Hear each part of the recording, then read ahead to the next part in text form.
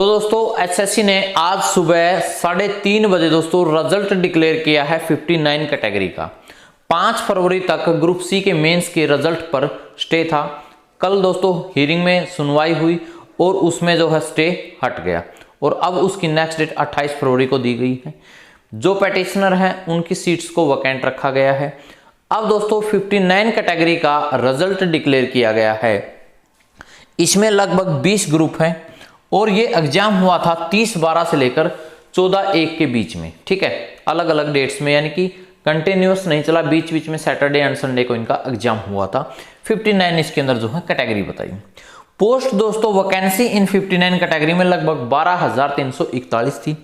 Result declare किया गया 10,233 का, यानी कि खाली सीट, यानी कि इतनी सीट दोस्तों वैकेंट रह गई है अलग अलग जो है उसके अंदर। ठीक है, यानी कि इतनी सीट पेंडिंग है। तो इनका रिजल्ट भी दोस्तों, अभी ये रिजल्ट जो है, यानी कि एक तरह से मैं कह सकता हूं ये फाइनल रिजल्ट नहीं है। अभी रिजल्ट दोस्तों आएगा एक बार फिर से फाइनलाइज्ड होकर के, जब एसएससी जो फाइनल रिजल्ट उसके अंदर जो है नाम देगी कि फाइनल रिजल्ट है। वो कब नाम देगी दोस्तों, आपको पता है कि 7 फरवरी को जो है 7 फरवरी को 5 नंबर का जो कोर्ट केस का चला हुआ है, यानी कि 2.5 नंबर का सोशियो इकोनॉमिक क्राइटेरिया पर, उसके का जो है फैसला आना है। इसका फैसला दोस्तों ऑलमोस्ट तय है कि ये जो 5 नंबर हैं या मेंस में 2.5 नंबर हैं, ये दोस्तों आपको मिलेंगे, इस सीईटी के अंदर मिलेंगे। अगले सीईटी में बेशक से ये हट जाएं।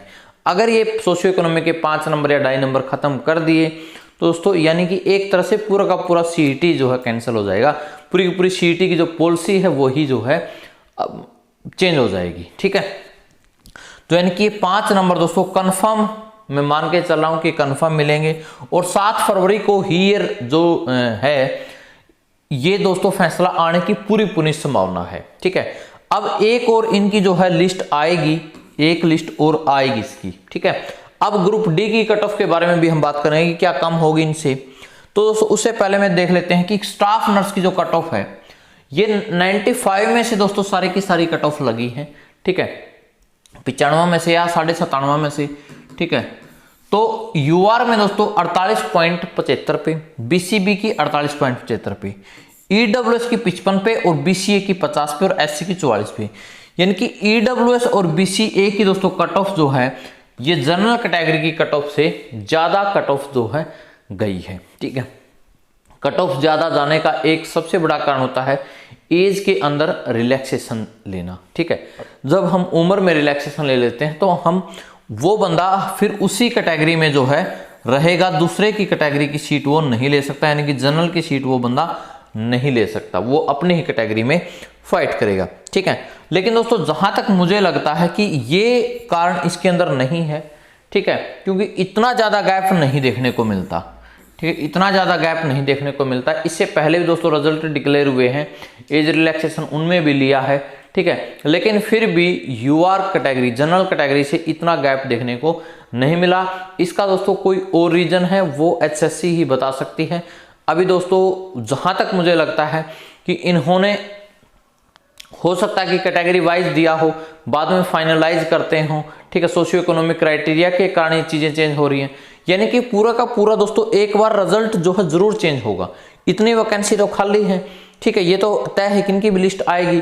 तो अब ये भी दोस्तों एक सोचने वाली बात है कि इतना ज्यादा गैप कैसे जो है हो सकता है। ठीक है, जहां तक मुझे लगता है, बाकी एचएससी बताएगी तो दोस्तों उसमें जो है अपने को ज्यादा क्लियरिटी मिलेगी। अब ग्रुप डी की कट ऑफ दोस्तों इससे क्या कम हो जाएगी। ठीक है, एक चीजें माइंड में चल रही हैं, इतने नंबर कम हो जाएगी, इतने नंबर कम हो जाएगी। तो दोस्तों 2-3 चीजें लॉजिकली जो है, लॉजिकली चीजों से ही दोस्तों आपको समझ में आएंगी चीजें। आपको पता है कि ग्रुप डी की जो कट ऑफ है वो 70+ जो है लगने वाली है। ठीक है, ग्रुप डी की कट ऑफ 70+ लगने वाली है। अब जितने भी 59 की कैटेगरी में रिजल्ट डिक्लेयर किए गए हैं, इन सभी की कट ऑफ एक्सेप्ट 2 कैटेगरी को छोड़कर सभी की कट ऑफ 70 से नीचे है, यानी कि मैक्सिमम की 60 के आसपास जो है कट ऑफ घूम रही है। यानी कि इन कैटेगरी में जो कैंडिडेट होते हैं उनके पास एक अलग तरह का डिप्लोमा वगैरह होता है। यानी कि वो लोग जो हैं जनरल में, यानी कि जैसे ग्रुप नंबर 56, 57 और ग्रुप डी, जिनके अंदर कोई भी फाइट कर सकता है, तो इस तरह के कैंडिडेट का जो सिलेक्शन है ग्रुप डी में बहुत कम हुआ है। ठीक है, ग्रुप डी में बहुत कम का होगा। तो यानी कि 70+ लेकर आने वाले दोस्तों इन 59 ग्रुप में से तो बहुत ही कम कैंडिडेट हैं, बहुत ही कम, जो ग्रुप डी में भी सिलेक्शन ले पाएंगे।